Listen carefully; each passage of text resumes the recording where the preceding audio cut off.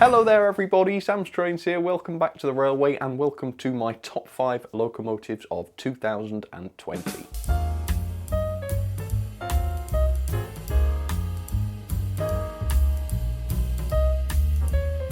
This year I have reviewed some absolutely stunning models. The standard has been so incredibly high, I'm sure you'll all agree with that.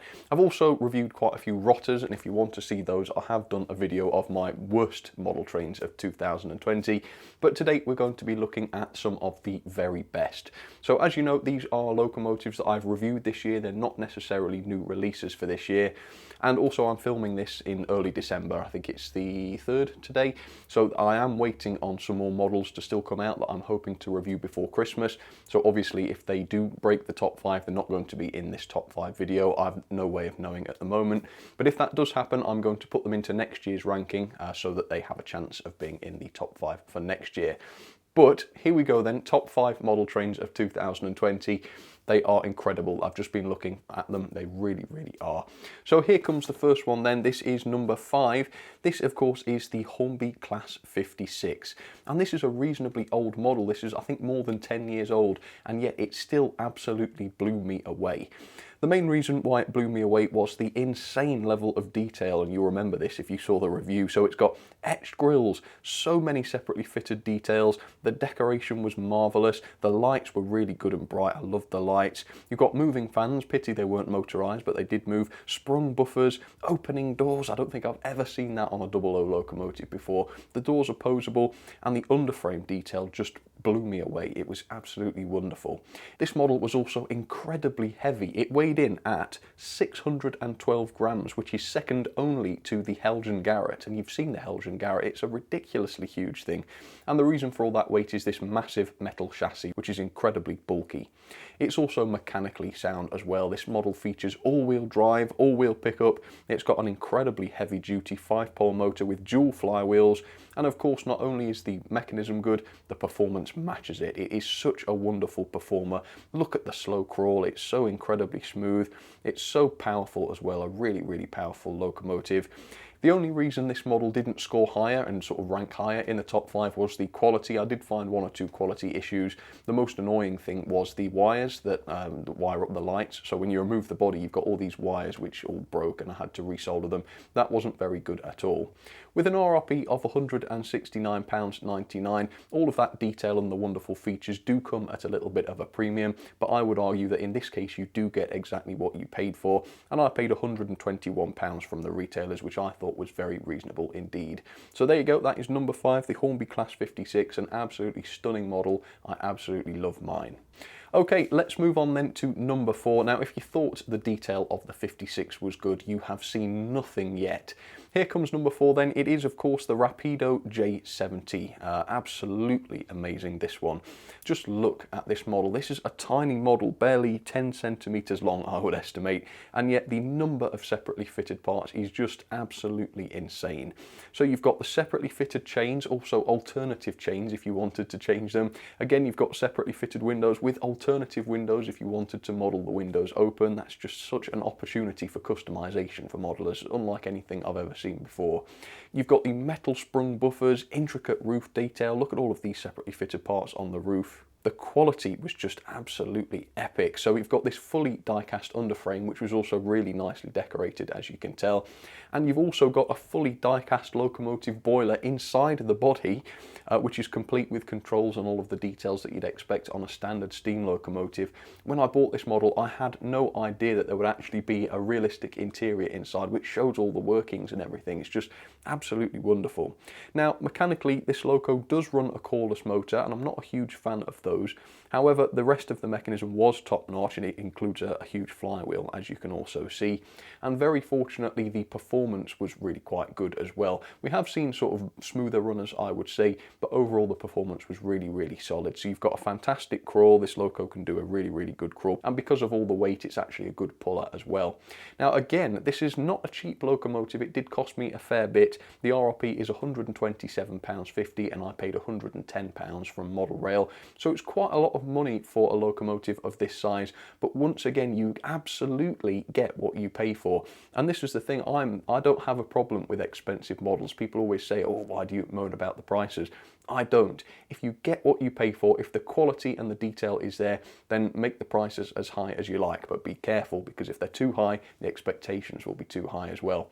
In the case of the J70 though, everything worked perfectly, and therefore the price was 100%, if not more, justified. For third place then, I'm really pleased to say that we're moving into O gauge. In fact, this was the first O gauge locomotive I reviewed, but it's also, I still think, one of the best. So here it comes now. It is the Dapol Terrier in O gauge, and as you can see, this is in the fantastic LSWR green, which has just grown on me even more since the review. I love it. So first of all, well, let's carry on with that theme then, the decoration. This locomotive is a masterclass in decoration. I could not fault the decoration. 100% perfect in every way. Absolutely loved it. The boiler lining, the splashes, even the wheels were nicely painted. It just looks marvellous. But of course, it does not end there. The quality was just wonderful as well. You've got the die-cast running plate, metal whistle. Look at that. That just looks fantastic. Metal copper chimney top. And on top of all of that, it was assembled so beautifully. It looked so pristine. I can't imagine the real locomotives ever looking this good, frankly. The quality was just top-notch, unbelievable. Mechanically, this loco was top-notch as well. It's got this massive 5-pole motor. I mean, this is not a particularly powerful locomotive in model form, and yet it's got this ridiculously huge motor with a trunky flywheel as well. The motor itself is far larger than anything I've seen in double O gauge. You've also got full bearings on the wheel set too, which enable nice smooth running. And speaking of the running, look at this. It is such a beautiful smooth runner. The performance didn't quite get 5-star because the slow speed crawl wasn't absolutely fantastic, and this is new footage right here. It's still not crawling as good as some other O gauge locos that I've looked at, and there might be some more coming up soon. But overall, the performance does not drag the score down too much, so it is deserving, I think, of third on the rankings for this year. I'm yet to talk about the most impressive aspect of this model though, and that is of course the value for money. This is another classic example of you just getting every penny of what you paid for. So the RRP is £225, and that is similar to tiny double O gauge locomotives. Some double O locos are up to that price point now, and yet here we are in O gauge and this level of quality, and we're still £225, and that's the RRP. You can get these for less. They're available at Hatton's now for below £200 if you want to check those out. I've got links below. Wonderful. It's absolutely wonderful. The Dapol Terriers, if you're thinking of starting in O gauge, this is a fantastic way to begin. This is the way I began, and I do not regret it at all. Fantastic models. Alright, so we're back to double O gauge then for number 2 on the rankings, and it is of course this, the Bachmann Class 37, and just seeing it roll up into shot here, you can get an idea of just how marvellous this model is. Now, the really shocking thing about this model is that I knew it was quite a few years old, more than 10 years old I believe. I only paid £99 from Rails of Sheffield, so my expectations were really not very high at all for this. As soon as I got it out of the box, though, I knew that I was completely wrong because I was blown away almost immediately. Well, let's talk about the decoration because it was sublime on this model. The decoration, fantastic, lots of it as well. It's really quite complex, and also the weathering was really competent as well. I wasn't sure whether I was going to like it as a weathered locomotive, but it was actually quite subtle, the weathering, and for that I really didn't mind it too much.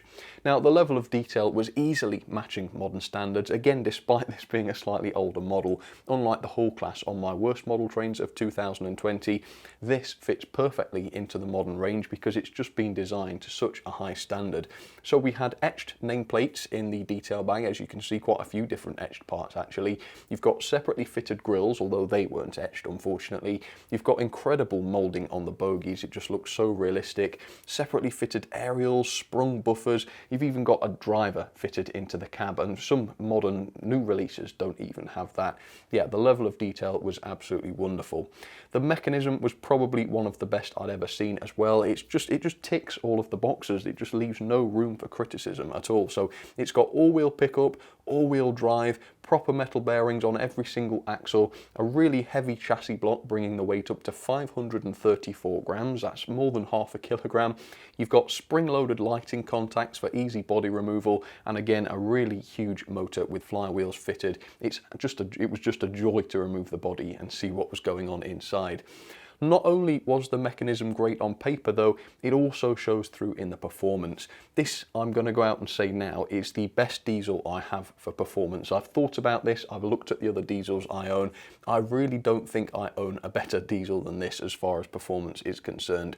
The crawl is just incredible. This is 500 grams and it's just scooting along as though it weighs next to nothing. There must be so little friction in the mechanism. It's so constant as well in its speed. You can load it up as much as you like and it doesn't slow down on curves. Gordon's Hill, well, what is Gordon's Hill? It might as well be downhill for all it matters. It's mightily powerful as well. I'm yet to find a load that it cannot manage, and it's also ultra reliable. I don't think I've ever seen it derail, not even on the points. It never cuts out or anything on points because it's got pickups on every wheel. It's just a model locomotive. It really is. So as you can see, my expectations were thoroughly shattered by this locomotive. I was just not expecting it to be this fantastic, and yet even now, even though I've owned it for several months, I'm still blown away by the sheer quality of this thing. So well done, Bachmann. Let's hope they can bring some of that quality into their steam locomotives, which they kind of are doing, by the way. Their latest steamers, while they have been much more expensive than other brands, they do at least sort of match them in terms of quality, which is really great. Even so, Bachmann's diesels, get yourselves one. They're just so good. So here you have them then, numbers 2, 3, 4 and 5 on my rankings. Absolutely fantastic models, but let's find out then what the best model of the year in my opinion was. It is O gauge, so let's go over to the O gauge layout. Here we go, and here it comes now. So this is another Dapol locomotive. It is the Sentinel in O gauge, as I say. Now, this model really did blow me away.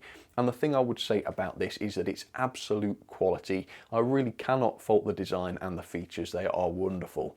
So you've got this die-cast running plate, which makes the model so heavy, even though it's actually way smaller than the Terrier that we looked at earlier on. It's actually heavier, would you believe that? And don't forget, this model is mostly empty space. You've got a fully realistic cab, which isn't full of motor and all of that other stuff. It is literally empty space, just like the real thing would be, and yet it weighs so much more than the Terrier, like I say. The decoration was extremely complex as well, and yet it was pulled off to an incredible standard. Look at the wasp stripes there. Look at those as closely as you like. They are absolutely perfect. And it's not just the wasp stripes, there's all sorts of other printing as well, which is done to an incredibly high standard. The level of detail was wonderful as well. Like I say, the interior was probably the most impressive aspect. You've got the boiler inside there, all of the controls and all of the gauges are modelled.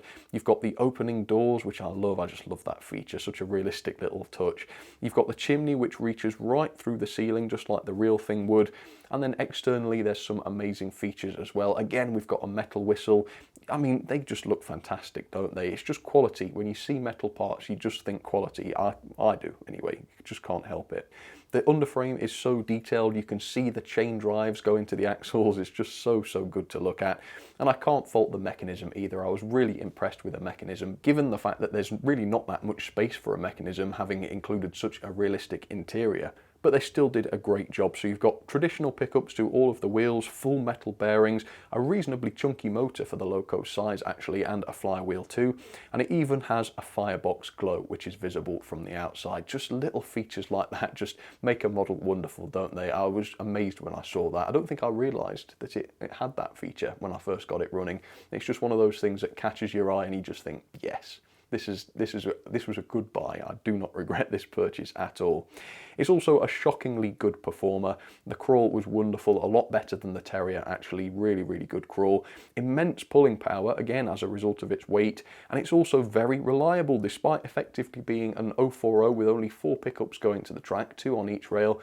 I've never seen the thing cut out. It just runs super smoothly, super reliably. I don't have enough wagons to make it struggle, so it's more than powerful enough for a thing of this size. And yet again, the most amazing part is the value for money. So this has an RRP of £175. That's cheaper, that's £5 cheaper than Bachmann's D11 in double O gauge, and you can find a whole host of locomotives in double O gauge which are far more expensive than this thing, and lighter and less detailed as well, by the way. and they're available at Hatton's for £149. That's the minimum. I think they do go up to £175 for the different versions, but value for money is just something else. I cannot express how much I've enjoyed running this loco since I got it. It's by far my most run O-gauge locomotive, because when I decide I'm going to run O-gauge, that's my go-to loco. I just grab that one, and that's the one I enjoy the most. So there you have it then. You have now seen my top 5 model trains of 2020. Let me know down in the comments, what did you think? Do you agree with my picks? Are there any locos that I've reviewed this year which you think deserve to be in the top 5, which weren't? Please do let me know. I hope you've enjoyed this video though. Like I say, I wasn't kidding, was I? The standard of models this year has just been incredible, and that's good. That's what we like. Yes, there are some bad ones out there, but really the vast majority this year have been really, really good. So thank you so much for watching. Have an amazing Christmas, and I will see you very, very soon. All right, cheers everybody. Take care.